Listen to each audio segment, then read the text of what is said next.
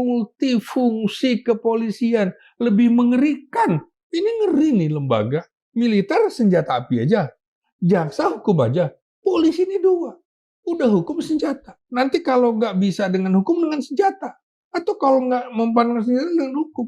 Sebelum Perpol ini dikeluarkan, Kapolri berkonsultasi dengan Presiden? Ciri khasnya Jenderal Listio Sigit Prabowo, pembalap yang menikung, menyalip di tikungan. Tidak ada penjelasan dari istana bahwa Kapolri bertemu dengan Presiden untuk membahas tentang peraturan kepolisian. Ada ketegangan serius, ada konflik antara hukum dengan kekuasaan. Hukum dimasukkan di dalam tong sampah. Indonesia bukan lagi negara demokrasi, negara kepolisian Republik Indonesia. Presiden sebagai pemegang kekuasaan tertinggi atas kepolisian tampaknya membiarkan atau mendiamkan. Itu saya sedih.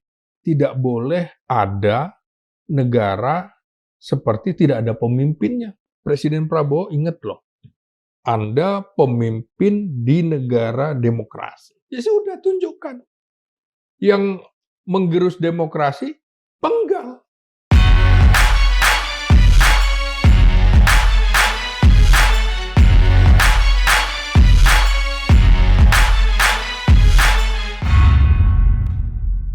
Assalamualaikum warahmatullahi wabarakatuh. Sobat Madilog, alhamdulillah Margi Syarif hadir kembali menemani Anda, dan di episode kali ini kita akan berbincang terkait keluarnya Peraturan Kepolisian Republik Indonesia atau Perpol nomor 10 tahun 2025 yang mengatur penempatan personil Polri aktif di kementerian lembaga yang dinilai bertentangan dengan putusan Mahkamah Konstitusi nomor 114 tahun 2025 yang justru melarang penempatan personil Polri di kementerian lembaga tanpa mundur atau pensiun dari kedinasan di Kepolisian Republik Indonesia.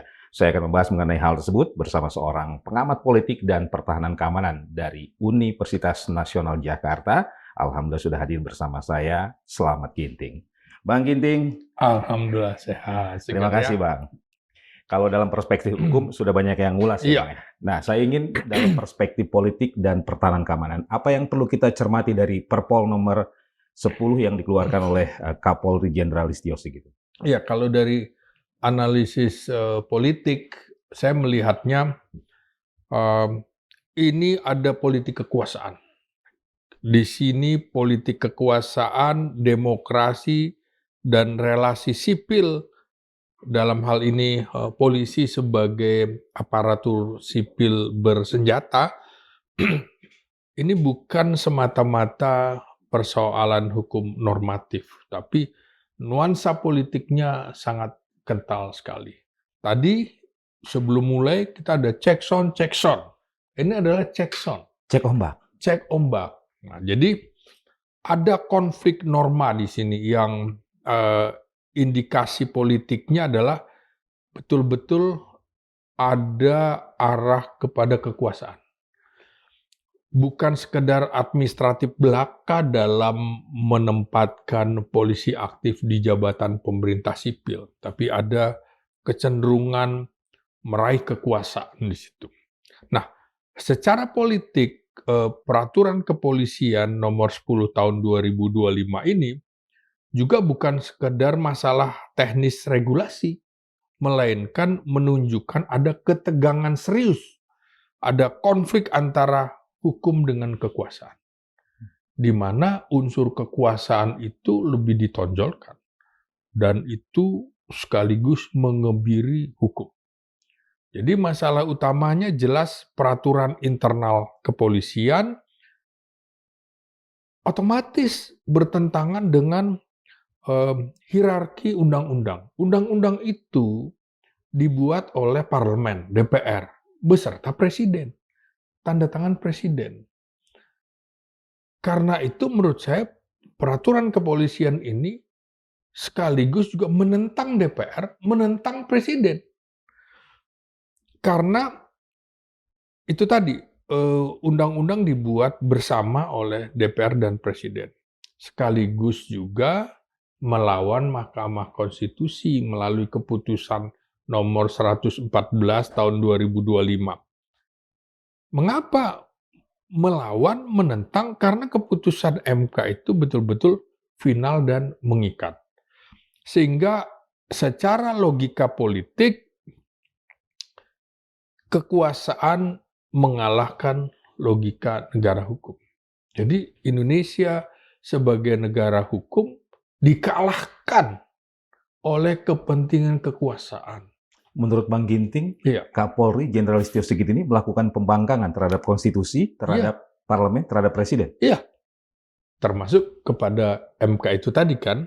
Nah, dalam teori demokrasi konstitusional itu sudah dijelaskan, ketika lembaga eksekutif dalam hal ini misalnya atau aparat keamanan, polisi dalam hal ini, membuat aturan yang melawan undang-undang dan Mahkamah Konstitusi, maka ini disebut sebagai pembangkangan eksekutif. Apalagi ini aturan internal ya Bang? Iya, atau pembangkangan normatif terhadap konstitusi. Ini teori yang dipelajari oleh seluruh dunia, bahwa ini betul-betul terjadi pembangkangan. Jadi, para akademisi ilmu politik, ilmu pemerintahan, dan hukum tata negara akan melihat hal yang sama seluruh dunia. Dan ini sedang menjadi sorotan, bahwa Indonesia sedang menuju negara yang mengabaikan konstitusinya. Dan polisi sudah mengarah kepada lembaga kekuasaan, penguasa. Maka publik juga akan lihat, loh kok ini nanti Indonesia bisa cenderung berpotensi menjadi negara fasis. Seperti Jerman, Italia, Jepang pada waktu Perang Dunia Kedua, di mana polisi rahasianya sangat berkuasa sekali. Lebih berkuasa daripada militer sekalipun. Makanya menurut saya, kalau dari relasi sipil aparat negara, maka ini namanya gejala repolitisasi politik. Jadi dalam teori civil security relation atau hubungan sipil dengan keamanan, dalam hal ini kepolisian, polisi pasca reformasi itu ditempatkan sebagai aparat sipil, tapi dalam kurung bersenjata. Dia polisi maka harus sebagai apa yang netral secara politik. Tidak boleh masuk ke wilayah politik praktis, tapi tetap politik negara. Dan tidak boleh terlibat di dalam kekuasaan administratif sipil. Nah ini, Perpol ini itu cenderung terlibat di dalam kekuasaan administratif sipil. Padahal kalau kita lihat lagi secara politik, peraturan polisi nomor 10 tahun 2025 ini menunjukkan kembalinya polisi ke ruang kekuasaan sipil. Nah, berarti penempatan polisi aktif di jabatan sipil, polisi tidak hanya menjaga aturan tetapi ikut memproduksi dan mengagendakan kebijakan sipil. Semakin luas kekuasaan polisi, dan ini juga mengaburkan batas law enforcement dan policy making. Dalam pengertian mengaburkan batas penegakan hukum dan juga pembuat kebijakan. Ini dia aparat hukum loh. Ya, ya.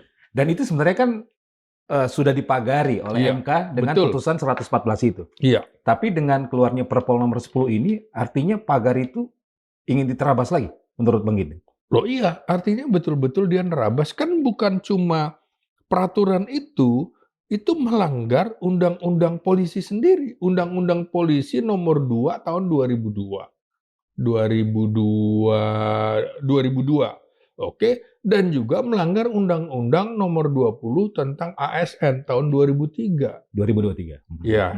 Nah, 2003. Nah, jadi tidak ada kemudian peraturan itu melewati undang-undang. Kan konstitusi juga mengamanatkan Undang-Undang Dasar 45, undang-undang baru aturan di bawah. Hierarkinya. Hierarkinya, rejim Rejim hukumnya kan seperti itu. Jadi dia harus mengikuti undang-undang. Kenapa dia melanggar undang-undangnya sendiri? Persoalannya adalah sejak awal ketika undang-undang polisi itu dikeluarkan tahun 2002, itu tidak mencantumkan kementerian dan lembaga yang bisa diduduki oleh polisi aktif. Oke. Berbeda dengan Undang-Undang TNI tahun 2004 dan direvisi juga menjadi Undang-Undang Nomor 3 tahun 2025, itu sudah ada kementerian dan lembaga yang bisa diduduki militer aktif di jabatan pemerintah sipil. Polisi nggak ada. Sudah tercantum di Undang-Undang Sudah TNI. tercantum. Jadi ini kelihatannya ada pertarungan. Kira-kira begini, Pak. Kok TNI boleh, gue nggak boleh? Ya persoalannya TNI itu sudah ada di dalam undang-undang. Kenapa lo nggak nyantumkan itu? Jadi kalau mau peraturan ini nanti dimasukkan di dalam revisi undang-undang, silahkan. Tapi harus dengan itu tadi, melewati rejim parlemen dalam membuat undang-undang revisi. Nah, Bang Ginting, kemarin ada pernyataan dari Kapolri Jenderal Listio Sigit bahwa Perpol nomor 10 ini nanti akan ditingkatkan menjadi PP, peraturan pemerintah, kemudian nanti akan menjadi bahan untuk revisi Undang-Undang Polri. Menurut Bang Ginting? Ya itu memang seharusnya begitu, tapi bukan berarti sekarang berlaku. Lo harus patuhi dong undang-undangmu. Yang sekarang memang nggak ada itu. Kemudian juga MK juga sudah tegas. Ini keputusan final dan mengikat. Jadi jangan ditabrak. Anda hormati dulu bahwa nantinya di dalam undang-undang akan dimasukkan 17 kementerian dan lembaga yang bisa diduduki. Tapi bukan sekarang. Lu patuhi dulu dong undang-undang polisimu itu, aturan MK, supaya Anda bukan jadi lembaga yang mentang-mentang menabrak hukum. Karena kalau dalam teorinya Samuel Huntington, ini disebut objective civilian control, di mana posisi ini menjadi negara Indonesia lemah dalam kontrol sipil terhadap organisasi keamanan, dalam hal ini polisi. Karena polisi sebagai aparat keamanan tidak lagi menjadi organisasi yang profesional murni, tapi masuk ke dalam arena politik administratif. Maka kalau kita lihat sejarah dui fungsi kita, ini paralel nih dengan dui fungsi dalam bentuk baru.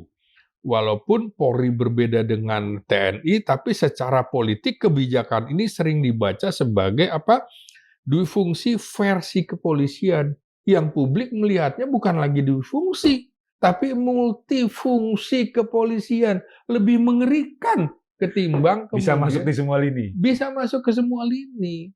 Karena itu menurut saya, polisi menjalankan keamanan sekaligus fungsi kekuasaan sipil. Nah ini kan harusnya dibedakan. Jangan kemudian peraturan polisi juga mengatur posisi polisi di ASN. Sudah ada undang-undang ASN. Yang undang-undang ASN itu yang harus dipatuhi. Bukan kemudian undang-undang polisinya ngikuti peraturan polisi, undang-undang ASN mengikuti peraturan polisi, MK ngikuti polisi. Ini namanya tak bolak-balik gitu kan. Nah, ini yang menurut saya nggak bisa. Jadi bagi saya dari sisi demokrasi ini betul-betul membahayakan demokrasi di Indonesia. Karena apa? Aparat dengan monopoli kekerasan yang sah, karena kekuasaan itu negara memberikan hak kekerasan kepada organisasi bersenjata baik militer maupun kepolisian, tapi dia ikut mengelola jabatan sipil yang seharusnya diawasi publik. Ini kan tugas kita dalam dialog ini adalah sebagai publik mengawasi. Lu keliru nih, lu udah offset nih, gue ingetin. Ya, kira-kira begitu. Oke. Bagaimana dengan alasan bahwa penempatan itu sesuai dengan fungsi dari kepolisian, Bang. Tupoksi dari kepolisian. Iya boleh, tapi hormati dulu undang-undang. Di undang-undangmu belum ada. Direvisi dulu. Saya tuh tidak alergi dengan 17 kementerian dan lembaga, tapi mereka kan harus ikut mengajak serta komunitas sipil untuk diajak bicara, DPR diajak bicara, dan presiden juga diajak bicara. Benar nggak bahwa kementerian dan lembaga yang 17 ini terkait dengan tugas-tugas kepolisian? Apa misalnya tugas kepolisian apa sih? Dia Kamtibmas, jadi harus satu napas, bukan keamanan berhenti. Keamanan ketertiban masyarakat dalam penegakan hukum dengan melayani, melindungi, mengayomi. Lu gimana mau mengayomi lu sendiri melanggar hukum? Nanti masyarakat juga ditilang di pinggir jalan, Anda melanggar undang-undang. Saya ada peraturan media saya bahwa saya harus meliput. Nggak peduli ganjil genap. Nah, nanti semua juga begitu, semuanya berdalih kan. Dikangkangi. Jadi nggak usahlah berdalih-dalih seperti itu menurut saya. Karena dalam perspektif politik kelembagaan, ini adalah lemahnya civilian oversight karena secara politik peraturan polisi ini juga mencerminkan lemahnya pengawasan sipil. Apa itu lemahnya pengawasan sipil? Mana DPR? Ya kan? Kemudian DPR tidak terlibat. Kemudian publik juga tidak diajak konsultasi seperti saya bilang tadi. Nah, terutama misal akademi. Lalu Kompolnas perannya apa? Mandul. Ya kan? Malah menjadi juru bicara kepolisian. Kan harusnya lembaga pengawas. Belum lagi apa? Ini yang saya sedih.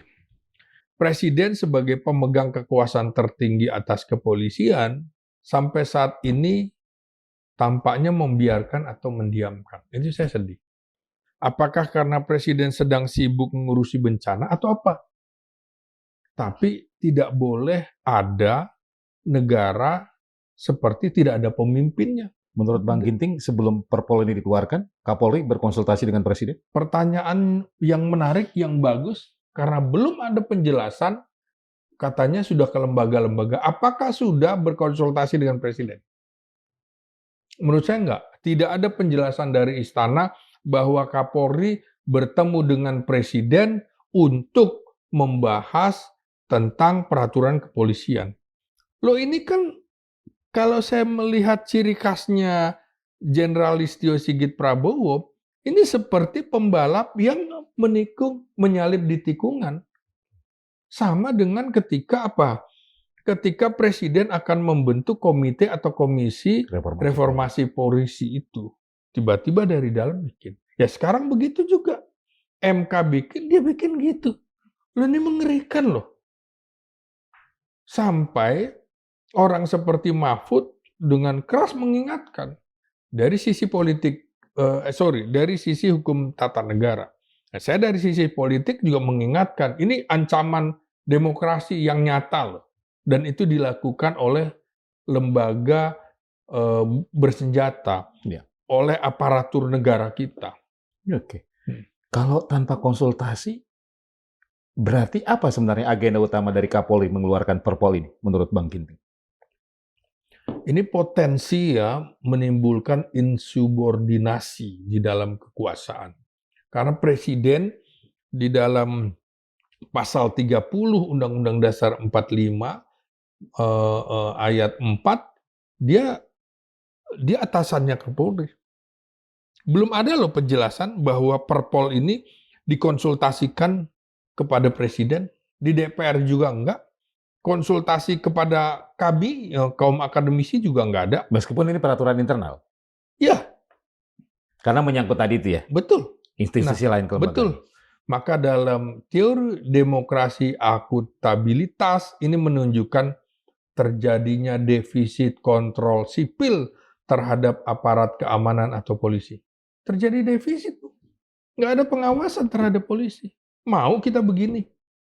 Menjadi polisi menjadi aparatur yang liar, yang tidak mau menegakkan dan patuh pada hukum, cari celah, cari dalih, cari justifikasi, nggak bisa. Kalau terkait dengan undang-undang dengan MK itu sudah jalan. Dulu waktu soal Gibran yang kontroversi itu langsung jalan. Polisi mengamankan, kok sekarang enggak? Ada apa? Kita yang nggak setuju nggak bisa apa-apa juga. Sudah keputusan MK. Walaupun kemudian diputuskan terjadi pelanggaran kode etik. Menurut Bang Ginting, apakah Ya. ini Kapolri ingin menunjukkan hegemoni kekuasaan dari Korps Bayangkara ini?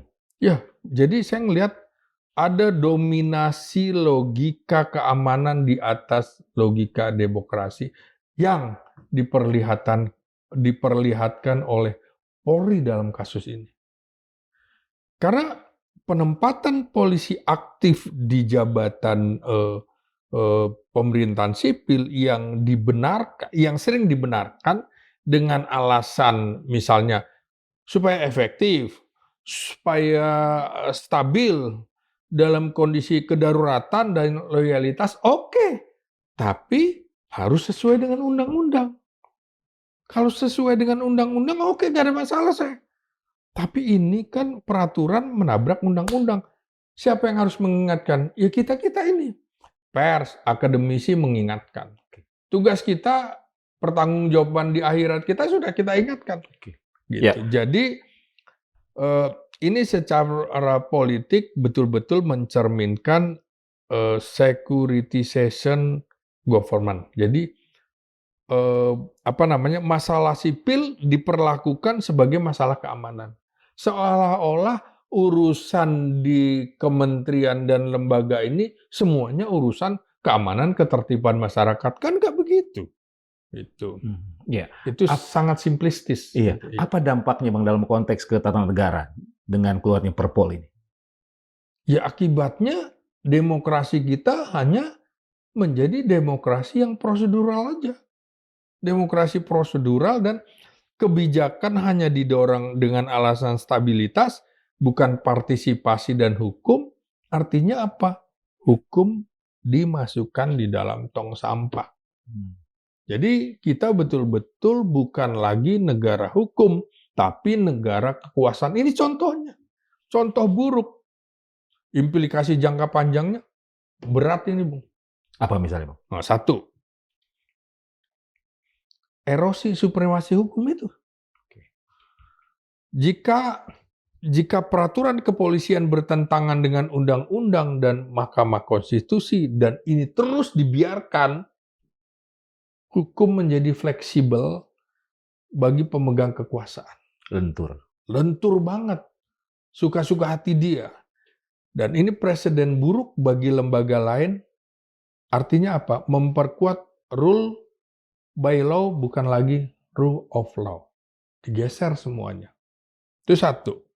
Yang kedua memang betul-betul terjadi politisasi kepolisian.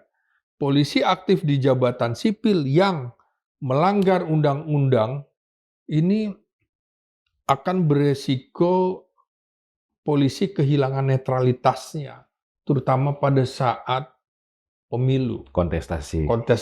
Demokrat. Apalagi kalau menterinya dari partai politik. Lu anak buah gua. Ya kan? Kemudian menjadi alat kekuasaan itu tadi. Dan juga otomatis terlibat pada konflik kepentingan. Maka dalam konteks elektoral tadi, pemilihan ini sangat sensitif. Anda kan sudah diingatkan kemarin, ada parcok, ya kan? Bukan param kocok, tapi partai coklat. Ini dampaknya. Apa kemudian nanti di eranya Prabowo Subianto polisi akan disebut parcok juga seperti eranya Jokowi? Kan harusnya kita perbaiki. Ini bukan kebencian ya, tapi kita ingin polisi kita menjadi lebih profesional, dekat dengan rakyat, menjadi polisi rakyat. Seperti ulang tahunnya kemarin, polisi rakyat. Buktikan, lo ini lo Menunjukkan bahwa lu bukan polisi rakyat, lu polisi kekuasaan. Nggak boleh seperti ini. Ya. Nah, karena itu akibatnya lagi terjadi delegitimasi institusi kepolisian. Legitimasinya rendah. Apa itu? Secara politik, kebijakan yang dilakukan oleh Kapolri dengan Perpolnya ini menurunkan kepercayaan publik terhadap kepolisian. Kemudian citra polisi artinya apa? Bukan lagi sebagai penegak hukum, lo aktor politik lo. Citranya ini aktor politik nih, bukan penegak hukum. Sama dengan politikus yang di DPR gitu kan. Pat gulipat selalu. Ini kan pat gulipat. Wasit jadi pemain. Wasit jadi pemain. Dan itu tadi ya, legitimasi aparat keamanan itu kan sangat bergantung pada jarak dia dengan kekuasaan. Lo harus menjaga jarak. Jadi yang namanya aparatur negara harus menjaga jarak dengan kekuasaan politik praktis. Ingat loh, Anda itu lembaga yang boleh berpolitik, tapi politik negara seperti TNI, bukan politik praktis. Nah, seperti itu. Nah, belum lagi soal bagaimana kepolisian menabrak keputusan MK. Ini menunjukkan bahwa masalah kepatuhan terhadap konstitusi itu diabaikan karena putusan MK itu final, mengikat, dan erga omnes. Betul-betul tidak bisa ditawar-menawar, tidak bisa ditafsir-tafsirkan lagi. Nanti orang belajar dari ini, nafsirkan sendiri. Keputusan MK ditafsirkan. Kita dulu nggak setuju misalnya dengan Gibran, ya udah nggak bisa nafsirkan. Hormati. Polisi bilang, yang menentang keputusan MK berhadapan dengan kepolisian. Lu sendiri sekarang apa? Makanya saya bisa memahami tokoh seperti Prof. Mahfud MD marah. Ya dia S2-nya politik. Kemudian juga dia doktor hukum tata negara. Lama di pemerintahan. Lama di pemerintahan. Pernah jadi ketua MK. Kok begini gitu loh. Jadi saya bisa pahami kegelisahan, kemarahan Prof. Mahfud MD ini. Dan menurut Bang Ginting, ini sangat mencoreng citra pemerintahan Presiden Prabowo. Karena terjadi di eranya Pak Prabowo. Betul. Makanya tinggal pertanyaannya, Presiden tidak boleh mendiamkan atau membiarkan. Kalau ini terjadi, maka negara seperti tidak ada pemimpinnya, Bu. Kalau Presiden Prabowo membiarkan, mendiamkan kasus ini. Karena betul-betul substansi Perpol yang melawan keputusan MK itu berarti memang betul-betul ketidakpatuhan kepada konstitusi. Sebentar lagi ada suara dari para akademisi dunia bahwa Indonesia bukan lagi negara demokrasi. Indonesia negara kekuasaan. Karena konstitusi tidak dipatuhi. Jadi ini bukan sekedar pelanggaran hukum, tapi betul-betul krisis etika kekuasaan. Kekuasaan siapa yang mimpin? Presiden. Belum lagi apa? Krisis kepemimpinan demokratis. Loh, Prabowo katanya ingin menjadi pemimpin Indonesia, pemimpin yang demokratis. Loh, ini gimana? Krisis etika kekuasaan yang dilakukan oleh Perpol ini. Dan juga etika kepemimpinan demokratis. Saya ingatkan juga jadi, Presiden Prabowo ingat loh, Anda pemimpin di negara demokrasi. Anda kemana-mana kampanye, Indonesia negara demokrasi. Saya terpilih secara demokratis. Ya sudah, tunjukkan. Yang menggerus demokrasi, penggal. Oke. Menurut Bang Ginting, Presiden Prabowo akan melakukan itu? Seharusnya, ya. Seharusnya itu. Jadi menurut saya, ini kan upaya perluasan kekuasaan kepolisian. Ini harus dibatasi. Lembaga bersenjata ini harus dibatasi, diawasi. Dipagari. Polisi itu senjatanya dua, Bung. Hukum dan senjata api. Militer senjata api aja. Jaksa hukum aja. Polisi ini dua. Udah hukum senjata. Nanti kalau nggak bisa dengan hukum, dengan senjata. Atau kalau nggak mempan dengan senjata, dengan hukum. Ini ngeri nih lembaga. Kekuasaannya luas. Dan seperti saya bilang, ini upaya perluasan institusi kepolisian di ruang sipil. Pemerintahan sipil dalam hal ini. Otomatis pelemahan terhadap prinsip supremasi hukum dan demokrasi konstitusi di Indonesia. Apa yang harus dilakukan Presiden Prabowo menurut Bang Ginting dengan Perpol ini? Atau mungkin dilakukan oleh Menko Polhukam Iya, atau jajaran di Kementerian Polhukam? ya menurut saya gejala normalisasi peran aparat keamanan dalam pemerintahan sipil itu harus kita soroti karena ini adalah presiden buruk bagi netralitas aparat dan kontrol sipil.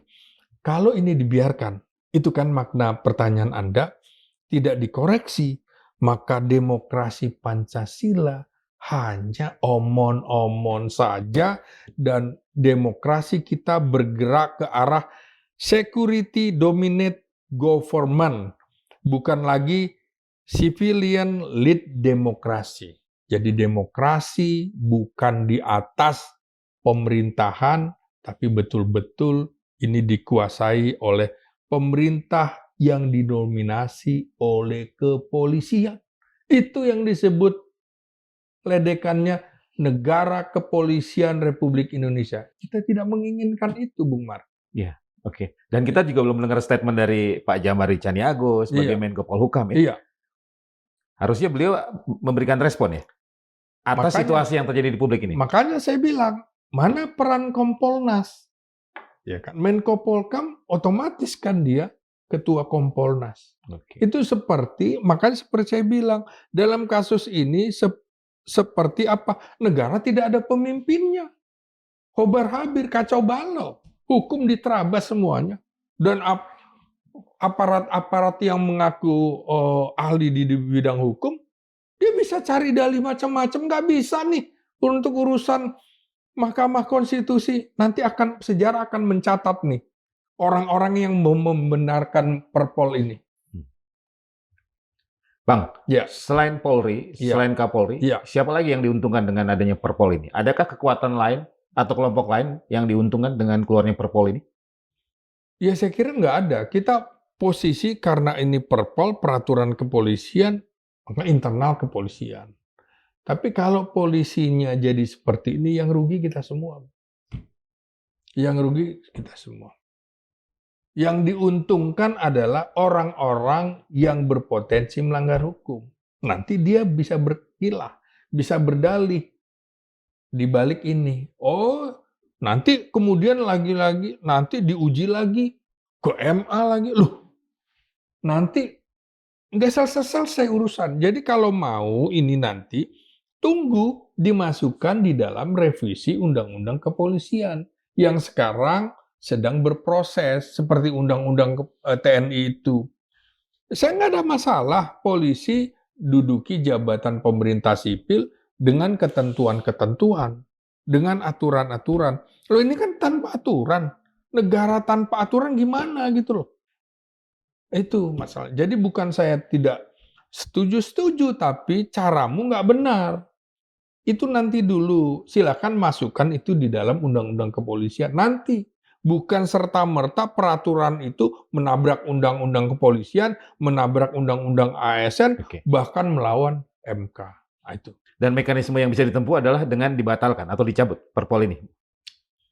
Ya anulir. Sambil kemudian itu nanti akan dijadikan undang-undang. Jangan kemudian ini akan dijadikan peraturan pemerintah, kok aneh-aneh aja gitu. Perpol, jadi misalnya undang-undang maka ada payungnya dilengkapi dengan peraturan pemerintah. Peraturan pemerintah kemudian ada peraturan TNI, peraturan kepolisian, gitu urutannya. Loh kok ini tak bolak-balik? Ya, gitu kira-kira Bung Margi. Oke. Tapi dalam bahasa NU ya, Bang Ginting ya, penempatan personil Polri aktif di kementerian lembaga ini lebih banyak manfaat atau mudaratnya? Ada kebutuhan itu nggak sih sebenarnya? Kalau kita melihat tadi alasan Polri ya, Iya, yang sesuai dengan ada. fungsi kepolisian. Ada, menurut saya ada. Yang terkait dengan bidang-bidang hukum, pelayanan, silakan nggak ada masalah. Sisi positifnya banyak. Tapi kemudian dengan cara seperti ini menabrak itu justru mudaratnya. Padahal tadinya udah bagus menjadi tidak bagus. Ya menurut saya eh, katanya Kapolri akan membangun polisi, jumlah personilnya akan lebih banyak. Karena 500.000 itu nggak cukup. Sama dengan TNI yang sekitar 500.000, di mana penduduk Indonesia 185 juta, itu nggak match gitu ya. Rasionya jauh. Rasionya jauh. Nah, kalau itu ditambah, terus ngapain lu masuk-masuk ke ya kan rumah-rumah orang gitu loh. Oke. Tempati dulu sesuai dengan profesional. Apa iya seorang polisi lebih profesional menangani bidang perindustrian? Kan nggak mungkin. Polisi juga seperti TNI dilarang masuk ke dunia bisnis. Tiba-tiba masuk BUMN. BUMN kerjanya adalah mencari untung, mencari laba. Lu aja nggak punya pengalaman. Atau kalaupun berbisnis sebenarnya lu melanggar kan? Nggak boleh. Jadi silahkan aja yang terkait dengan tugas-tugas kepolisian seperti TNI. Yang terkait dengan tugas pertahanan keamanan negara, monggo. Misalnya, kok TNI ada di Mahkamah Agung? Ya karena ada peradilan militer, ya kan? Polisi kok ada di TNI kok ada di Kejaksaan Agung? Ya karena ada Jaksa Agung Muda bidang pidana militer, kan gitu. Ada kebutuhan itu. Ada kebutuhan itu. Jadi silahkan juga polisi masuk di beberapa tempat. Ya. Urgensinya apa? Maka harus kita diskusikan bersama. Jadi akademisi, masyarakat sipil termasuk DPR. Bukan ini ujuk-ujuk tiba-tiba nerabas semuanya. Merasa paling pintar gitu lah polisi. Okay. Mengabaikan semuanya. Kita sayang dengan kepolisian, tapi yang pelanggaran ini harus kita ingatkan. Karena kalau dibiarkan, maka yang lain juga akan melakukan hal sama. Ya. Keputusan MK, semua cari jalan, cari celah. Enggak lah. Ya, gitu oke. loh. Bang Giting, saya ingat Bang Neta Espane dulu ya, Ketua Presidium ICW tahun 2021 pernah menyampaikan pernyataan mengenai ratusan jenderal di Polri yang dikatakan dalam tanda kutip nganggur Bang ya. Sehingga dilakukanlah itu berarti di era Pak Jokowi kan 2021. Sehingga dilakukanlah penempatan Polri aktif di kementerian lembaga. Apakah situasi itu masih terjadi? Artinya seat untuk para jenderal-jenderal aktif ini memang terbatas sehingga disebar.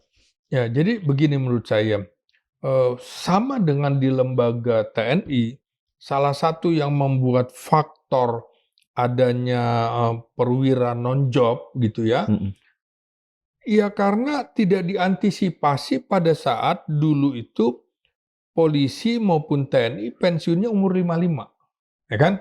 Tiba-tiba dinaikkan menjadi 58. Itu tidak mengantisipasi jabatan-jabatan karena memang mungkin belum ada pemekaran gitu ya. Sehingga banyak perwira nggak punya jabatan karena ya itu tadi harusnya pensiun nggak pensiun. Nah, sama dengan TNI. Makanya kemudian harus ada memang pelebaran atau pengembangan. Kan sudah ada. Sekarang Polda itu di mana ada provinsi baru, di situ ada Polda baru. Di mana ada kabupaten baru, pemekaran, kota baru, di situ ada Polres gitu kan. Nah, jadi jangan nanti mencari-cari alasan kalau sudah ada. Jadi kasus dulu polisi non-job, baik itu Kombes maupun perwira tinggi, antara lain karena itu tadi mereka belum siap mengantisipasi bahwa perpanjangan usia pensiun akan menyebabkan bottleneck itu. Nah, menurut saya sudah waktunya dong ada masanya diselesaikan. Jangan kayak sekarang ini mencari gara-gara baru gitu loh. Kira-kira begitu, Bang. Iya. Jadi ada pengaruh nggak Bang dengan sistem meritokrasi di Polri? Karena Kapolrinya melompati beberapa angkatan. Oh iya, udah otomatis. Kan di dalam lembaga organisasi militer atau kepolisian, senioritas itu tentu diperhitungkan, walaupun bukan utama. Sehingga merit system atau sistem dengan prestasi harus juga diperhatikan. Jangan kemudian karena kedekatan seseorang bisa melampaui yang lebih senior, sampai lompatan 3, 4 generasi, menurut saya itu juga tidak sehat buat organisasi. Kelihatannya baik-baik saja, tapi sesungguhnya itu ada duri di dalam daging, dalam kelembagaan itu pasti ada yang tidak puas, terutama seniornya. Karena misalnya, 2 tingkat di atas, ini kan adik asuh gua gitu, kok tiba-tiba melampaui gua kan gitu. Sementara, jabatan dan prestasinya nggak ada, hanya kedekatan. Inilah yang saya bilang, jangan sampai politikus, termasuk dalam hal ini presiden ya, menarik-narik TNI dan polisi ke ranah politik praktis. Oh, karena dia dekat dengan gua jadiin ini. Itu menabrak pembinaan karir di dalam kepolisian, militer maupun birokrasi sipil lainnya. Jadi yang disebut birokrasi itu ada birokrasi sipil bersenjata, birokrasi militer. Dan itu mereka adalah perpanjangan tangan rakyat dengan kekuasaan atau perpanjangan tangan kekuasaan kepada rakyat. Dia menjadi tengah-tengah, bukan alat kekuasaan, tapi perpanjangan. Dia itu betul-betul mewakili rakyat, mewakili kekuasaan, baru kemudian menginformasikan. Oke. Seperti itu. Dan penempatan mereka itu sebenarnya diatur dalam undang-undang ya, Bang ya? Harus diatur dengan undang. Kalau semuanya tidak patuh dengan undang-undang seperti apa? Justru polisi menurut saya harus memberikan contoh, mengayomi, melayani, melindungi. Nah, Anda dengan cara ini tidak mengayomi, seperti itu. Jadi sekali lagi ini bukan, ini perspektif kritis, bukan kebencian, justru ingin polisi kita profesional dan kita ada di ranah negara demokrasi. Jangan sampai nanti kita dituding Indonesia sedang menuju negara fasis ketika polisinya tidak mematuhi undang-undangnya sendiri dan juga melawan keputusan Mahkamah Konstitusi. Ini dunia loh. Teori ini teori dunia yang harus dipatuhi Dan oleh semuanya. eksekutif serta legislatif Iya. diam saja begitu. Iya. Ini Jadi menjadi ada persoalan. kekosongan sipil itu, pengawasan sipil yang lemah itu tidak boleh. Jadi kita suarakan di forum ini. Ya, baik. Bang Ginting, Ya. terima kasih. Sobat Madilog, demikian tadi perbincangan saya bersama Slamet Ginting, pengamat politik dan pertahanan keamanan dari Universitas Nasional Jakarta terkait terbitnya Peraturan Kepolisian Republik Indonesia atau Perpol nomor 10 tahun 2025 yang dikeluarkan oleh Kapolri Jenderal Listio Sigit Prabowo yang mengatur penempatan personel Polri aktif di kementerian lembaga. Tadi intisarinya sudah kita dengarkan langsung, tidak hanya kritik tapi juga masukan ya sebagai bentuk kecintaan dari Bang Ginting dan kaum akademisi terhadap Korps Bayangkara. Terima kasih, semoga bermanfaat. Saya Margi Sari pamit. Wassalamualaikum warahmatullahi wabarakatuh. Bang Ginting, terima kasih. Terima kasih.